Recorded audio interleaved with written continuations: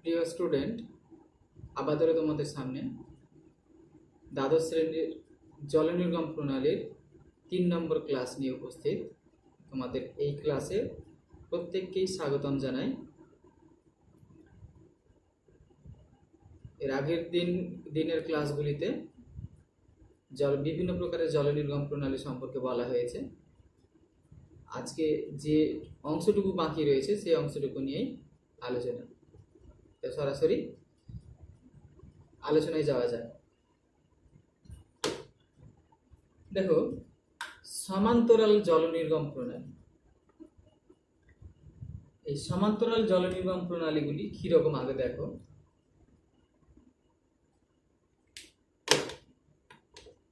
ধরো কোনো একটি জায়গাতে এইরকম ভাবে নদীগুলি সরাসরি নিচের দিকে নেমে গেছে, প্রত্যেকটাই সমান্তরালে।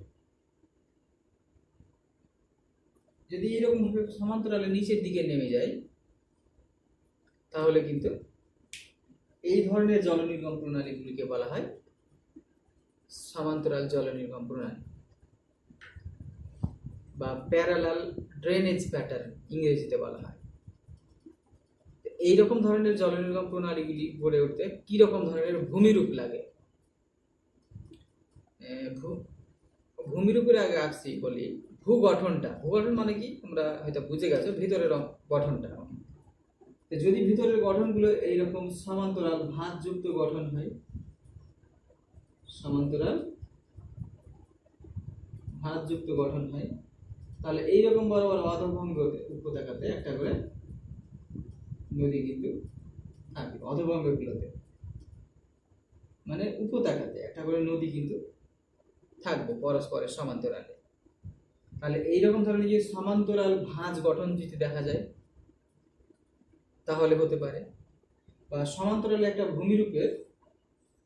ভূমিরূপে ধরে এরকম ভাবে সমান্তরালে কতগুলি ফাটল রয়েছে, এই ফাটল বরাবর নদীগুলির সৃষ্টি হতে পারে, তার প্রবাহ পথ যেতে পারে, নদীগুলির প্রবাহ হতে পারে।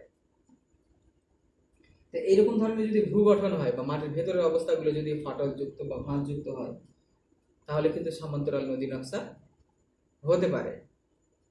আবারও সমান্তরাল নদী নকশা কখন হতে পারে, যদি দেখা যায় একটা মালভূমির খাড়া ঢাল,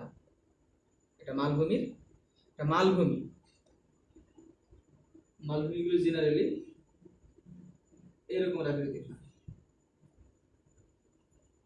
এই মালভূমির খাড়া ঢালে পর পর কতগুলি নদী কিন্তু সমান্তরালে নিচের দিকে নেমে যাবে, দিয়ে সমান্তরাল জল নির্গম প্রণালী সৃষ্টি করবে। তোমরা ভারতের মানচিত্রটা দেখেছো,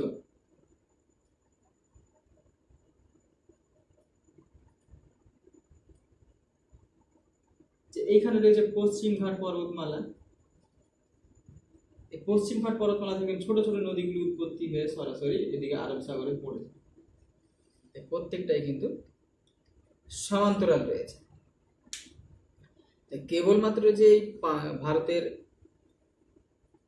পশ্চিম ঘাট পার্বত্য অঞ্চলে যে সমান্তরাল জল নির্গম প্রণালী রয়েছে তা কিন্তু নয়। এছাড়াও শিবালিক পর্বতে রয়েছে,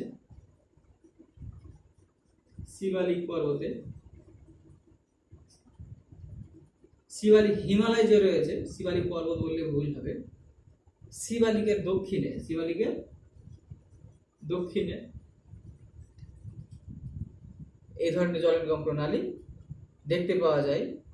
আবার তোমরা দেখবে যে ছোটনাগপুর মালভূমি অঞ্চলেও কিন্তু দেখতে পাওয়া যায়।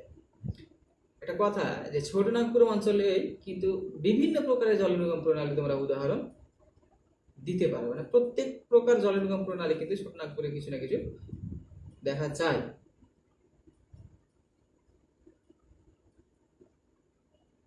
তারপরে দেখো কেন্দ্র বিমুখ জল নির্গম প্রণালী, একে ইংরেজিতে বলা হয়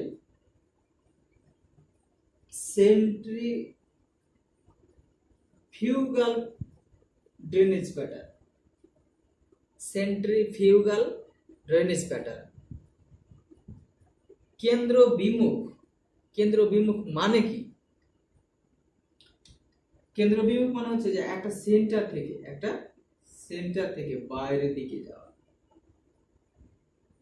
সেন্টার থেকে বাইরের দিকে যাওয়া, এটাকে বলা হয় কেন্দ্র বিমুখ। কেন্দ্র থেকে সেন্টার মধ্যবর্তী স্থান থেকে বিমুখ হয়ে যাওয়া। যখন এইরকম ধরনের জল নির্গম প্রণালীগুলি সৃষ্টি হবে সেগুলোকে কেন্দ্র বিমুখ জল নির্গম প্রণালী বলবে। কেমন ধরনের ভূমিরূপ গঠনে এই ধরনের, কেমন ধরনের ভূগঠন, কেমন ধরনের ভূমিরূপ গঠন, ভূমিরূপের উপর নির্ভর করে এই ধরনের জল নির্গম প্রণালীগুলি গড়ে ওঠে। মাটির ভেতরে, শিলার ভেতরে অনেক সময় ভেতরের দিকে যে ম্যাগমা গুলো আছে সেইগুলো এইরকম আকারে গম্বুজ আকৃতির হয়ে জমা হয়ে যায়, গম্বুজ আকৃতির হয়ে জমা হয় ম্যাগমাগুলো। এই ম্যাগমা এই উপরের অংশটা যদি কোনো সময় এটুকু একটু উত্থান ঘটে তাহলে এই অংশটুকু ক্ষয় হয়ে যায়, আর এই ম্যাগমা দ্বারা গঠিত শক্ত অংশটুকু থাকে এটুকু কিন্তু ভূমির উপরে অবস্থান করে, শক্ত হয়ে শক্ত একটা পাহাড় হয়ে অবস্থান করে, মানে একটা গম্বুজ গঠিত হয়ে যায়। এই গম্বুজটি কিন্তু একই রকম শিলা দ্বারা গঠিত হবে। ওই অঙ্গুরীয় আকারে যেভাবে নরম শিলা এবং কঠিন শিলা পরপর সাজানো ছিল এখানে কিন্তু থাকবে না, সেরকম একই রকম পদার্থ দ্বারা গঠিত। এটা হতে পারে ল্যাকোলিথ,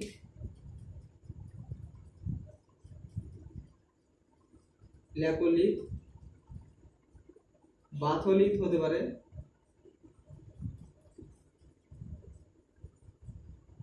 ল্যাকোলিথ, বাথলিথের উপর এই কেন্দ্র বিমুখ জল নির্গম প্রণালীগুলি গড়ে উঠতে পারে। এটা ভিতরের গঠনটা যদি এরকম হয়, ভূমিরূপটা যদি বলা হয় তাহলে ভূমিরূপটা অবশ্যই একটি ক্ষুদ্র আকৃতির পাহাড় বা অবশিষ্টাংশ। তোমরা দশম শ্রেণীতে পড়েছ ইনসেল বার্গ সম্পর্কে।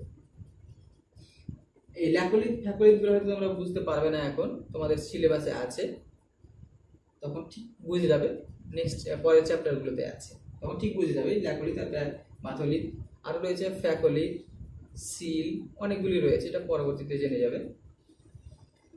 এবার ভূগঠন মানে কি, বাইরের অংশটা কিরকম দেখতে।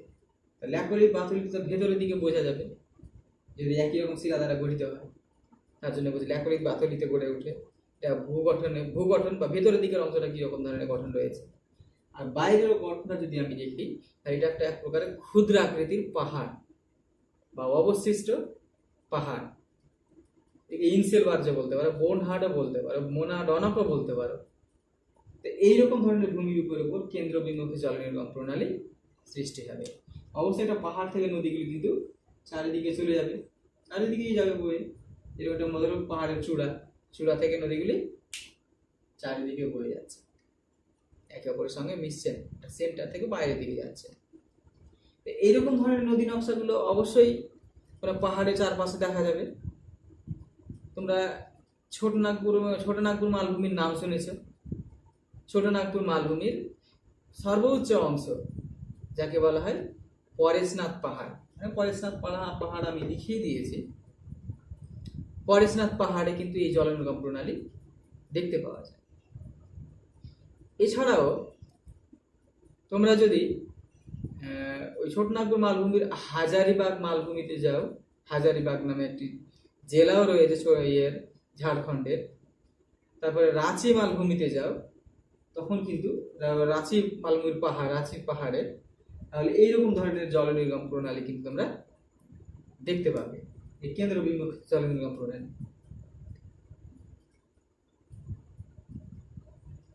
এরপরে আসি কেন্দ্রমুখী জল নির্গম প্রণালী। একে ইংরেজিতে বলা হয় সেন্ট্রিপিটাল ড্রেনেজ প্যাটার্ন। সেন্ট্রিপিটাল, কেন্দ্রমুখী কথাটি কি এটাকে একটু জানি।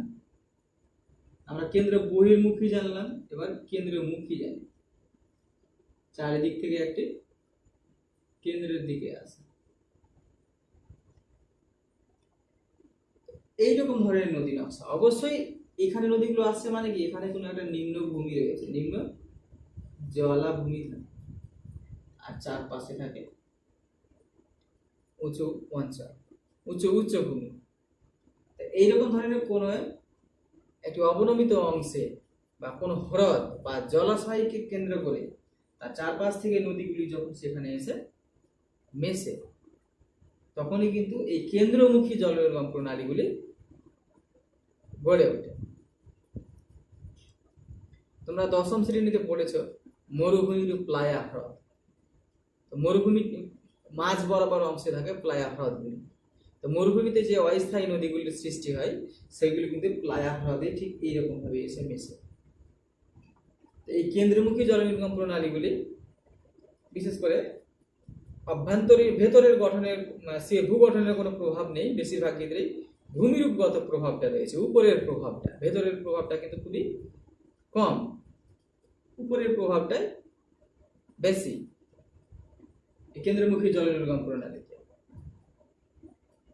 তো যদি কোনো একটি নিচে অবনমিত স্থান থাকে, পার্শ্ববর্তী স্থান যদি ঢালু হয় বা উঁচু স্থান হয়, তাহলে সেই নিম্ন কেন্দ্রের দিকে যে জলাশয়টি অবস্থান করে তার চারপাশ থেকে এই নদীগুলি একটা সেন্টারের দিকে আসে, কেন্দ্রের দিকে আসে, এইরকম ধরনের জলনির্গম প্রণালী সৃষ্টি করবে। এই ধরনের জলনির্গম প্রণালীগুলি দেখতে পাওয়া যায় মরু অঞ্চলে।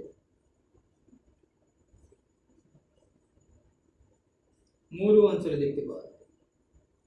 যদি রাজস্থানের থর মরুভূমিতে যাও তো সম্বর হ্রদের পাশে কিন্তু এরকম ধরনের জলনির্গম প্রণালীগুলি দেখতে পাবে। আবার আফ্রিকা সেটা পৃথিবীর লার্জেস্ট মরুভূমি, ওখানে কিন্তু একটি হ্রদ রয়েছে যার নাম চাঁদ নামে একটা দেশও রয়েছে। ওই দেশটাতে রয়েছে চাঁদ নামে একটা হ্রদ, তার চারপাশে দেখতে পাওয়া যায় এই কেন্দ্রমুখী জলনির্গম প্রণালী।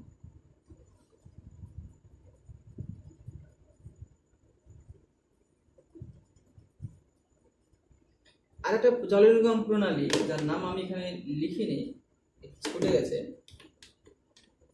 পিনেট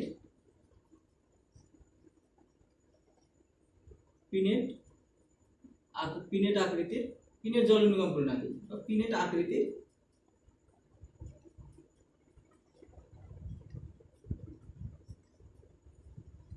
জলনির্গম প্রণালী।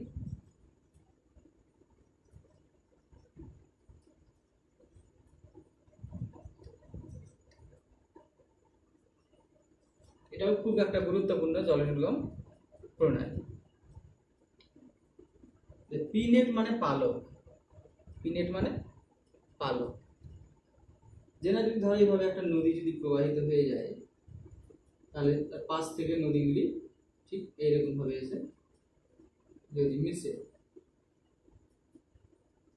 তাহলে কিন্তু পিনেট আকৃতির জলনির্গম প্রণালীগুলি সৃষ্টি হয়। দেখো দুই পাশ থেকে মোটামুটি ভাবে সমান্তরালের নদীগুলি এসে মিশছে, মোটামুটি ভাবে এইরকম ধরনের নদী নকশা মোটামুটি ভাবে পালকের মতো হয়ে যদি এই নদী নকশাগুলো গড়ে ওঠে। এই নদী নকশাগুলো কেমন ধরনের ভূমিরূপে গড়ে উঠবে, এর কিন্তু মাটির ভেতরের গঠনটা কিন্তু এই ভূমিরূপকে, এই পিনেট আকৃতিক জলনির্গম প্রণালীকে সেরকম প্রভাবিত করে না, কিন্তু ভূমিরূপটা করে।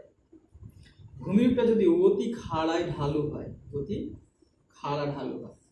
এরকম ধরনের খাড়া ঢালু, তাহলে নদীগুলো কিন্তু সমান্তরাল নিচের দিকে, এখানে যে নদীটা একটা অবস্থান করবে, এই নদীটা তাহলে এইরকম ধরনের যদি খাড়া ঢালু হয়, তো এখান থেকে এই নদীগুলো কিন্তু সমান্তরালে এসে নিচে থাকবে এইরকম ধরনের পালক আকৃতির, বা চুনুটও বলতে পারে, চুনুট।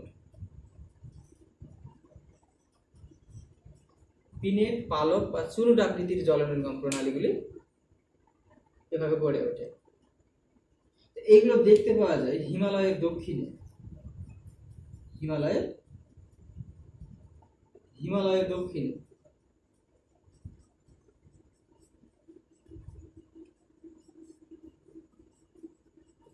তারপরে আমেরিকা যুক্তরাষ্ট্রের কলোরাডো,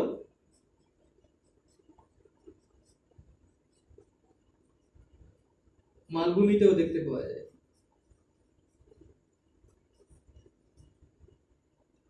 কলোরাডো নামে একটি মরুভূমি রয়েছে। তোমরা কলোরাডো মরুভূমির অংশে যে মালভূমিটা রয়েছে সেটাকে কলোরাডো মালভূমি বলা হয়। এইরকম অংশে কিন্তু এই পিনেট বা চুনুর বা পালক আকৃতির এই জল নির্গম প্রণালীগুলি দেখতে পাওয়া যায়। এরপরে আসি, এরা ভূমিরূপটা কেমন হবে। ভূমিরূপটা আবার বলছি খাড়া ঢালু হবে, অতি খাড়া ঢালু অংশ। দুই পাশ থেকে নদীগুলি এই প্রধান নদীতে এসে পায়রা রাখে, পায়রার পালকের আকৃতির বা পাখির পালকের আকৃতির রূপটা ধারণ করছে। তারপরে আছে অসংগঠিত জল নির্গম প্রণালী। অসংগঠিত বা বিশৃঙ্খল বলতে পারো, বা কোনো ধরনের শৃঙ্খল মানে না। এইগুলো পরীক্ষাতে ওটা সেরকম আসে না, তবে এর সঙ্গে হয়তো দিতেই, বা যদি দিয়ে দেয় পরীক্ষাতে আসতেই পারে, পসিবিলিটি থাকে। যখন কোনো ধরনের জল নির্গম প্রণালী কোনো রকমের ভূমিরূপ বা ভূতত্ত্ব কোনো রকমের নিয়ম মানে না, ও নিজের খেয়াল খুশি ইচ্ছা মতো ভাবে নদ নদীগুলি বিকাশ লাভ করে, তাদের কোনো ধরনের জ্যামিতিক নকশাই কিন্তু জেনারেলি গড়ে ওঠে না, যাকে নির্দিষ্ট একটা নাম দেওয়া যেতে পারে এইরকম গড়ে ওঠে না, সেইগুলিকে বলছে অসংগঠিত জলের নির্গম প্রণালী। যেমন ধরো কোনো দিকে এটা এইভাবে চলে গেছে, এটা এইভাবে চলে গেছে, এটা এইভাবে চলে গেছে, যে যেটা মনে ভাবে সেই নদীগুলি সেভাবেই যায়, এই ধরনের নদীগুলি। এই ধরনের নদী নকশাগুলো তোমরা জানো, ভারতবর্ষের উত্তরের দিকে জম্মু কাশ্মীরের উত্তরে একটি পর্বত রয়েছে কারাকোরাম পর্বত। এই কারাকোরাম পর্বতে কিন্তু এই অসংগঠিত বা বিশৃঙ্খল জল নির্গম প্রণালী দেখতে পাওয়া যায়।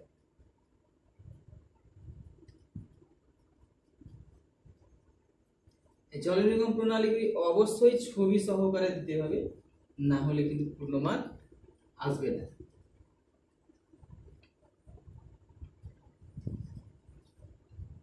ছবি উদাহরণ খুবই গুরুত্বপূর্ণ। এরপরে আসি নদী খাতের নকশা। প্রথম ক্লাসে নদী খাতের নকশা সম্পর্কে বলেছিলাম কিছুটা, আজকে পরিপূর্ণ অংশ। জল নির্গম প্রণালী আর নদী খাতের নকশা কিন্তু এক নয়। নদী খাতের নকশা মানে কি, নদীর যে গর্ত দিয়ে প্রবাহিত হচ্ছে তার নকশা।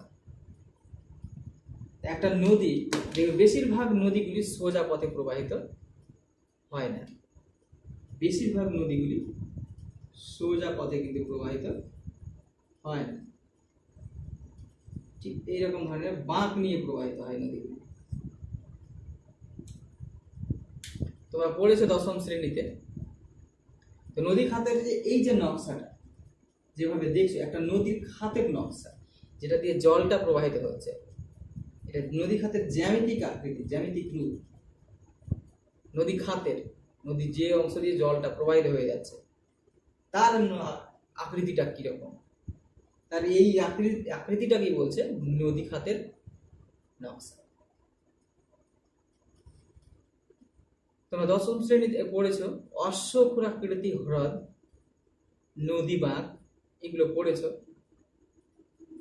সেখানে পড়েছো এই মিয়েন্ডারকে। অবশ্যই নদী যখন সোজা পথে প্রবাহিত হওয়ার সময় সামনে কিছু যখন বাধা পায়, তখন সে বাধাকে সে পাশ কাটিয়ে প্রবাহিত হয়।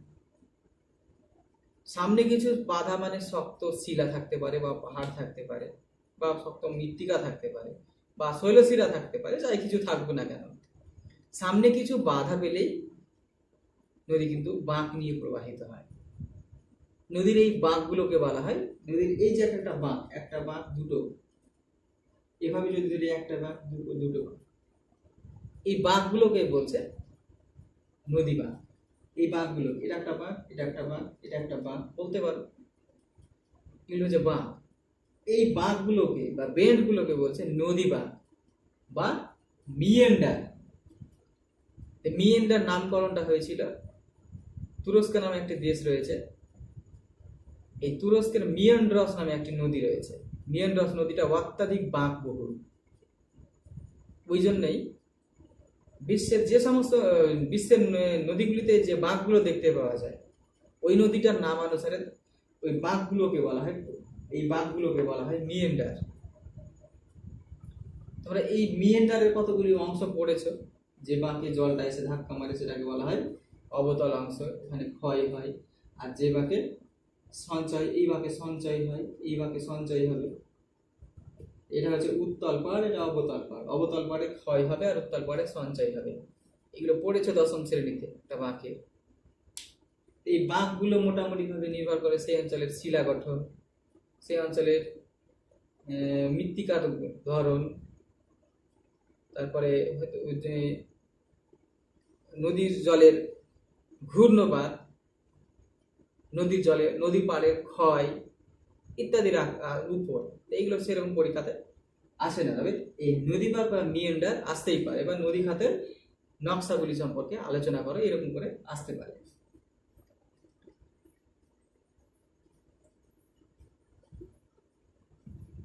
এই বাঁকগুলো জেনারেলি দেখতে পাওয়া যায় মধ্য আর নিম্ন গতিতে, একটা নদীর মধ্য ও নিম্ন গতিতে।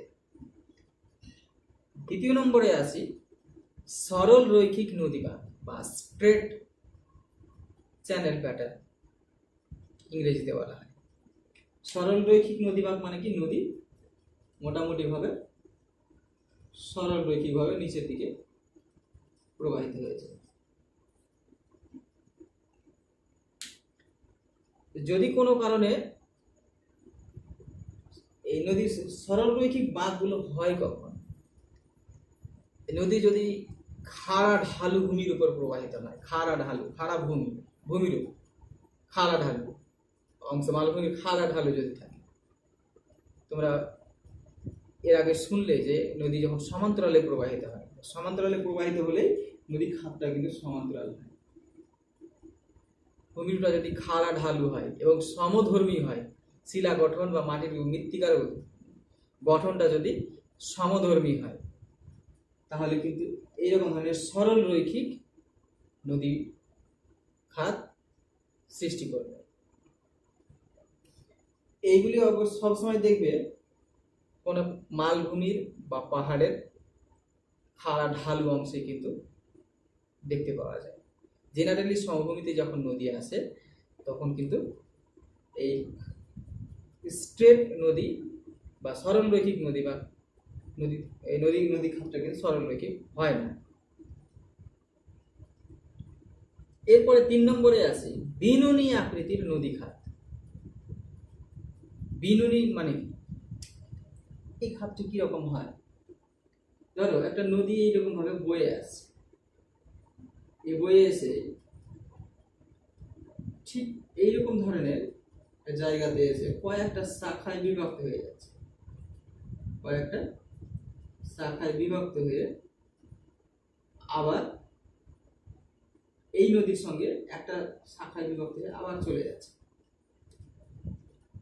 একটা নদীর প্রবাহ পথে যখন অনেকগুলি শাখা প্রশাখা থাকে এবং শাখা প্রশাখাগুলো আবার যখন এক জায়গাতে জয়েন্ট হয়ে নদীটা একটি নির্দিষ্ট দিকে প্রবাহিত হয়ে যায়, একটা নদীর প্রবাহ পথ যখন অনেকগুলি শাখায় বিভক্ত হয়ে যায়, অনেকগুলি শাখা প্রশাখায় বিভক্ত হয়ে যায়, এই ধরনের নদী খাতটাকে বলা হয় বিনুনি রূপী বা বিনুনি আকৃতির নদী খাত।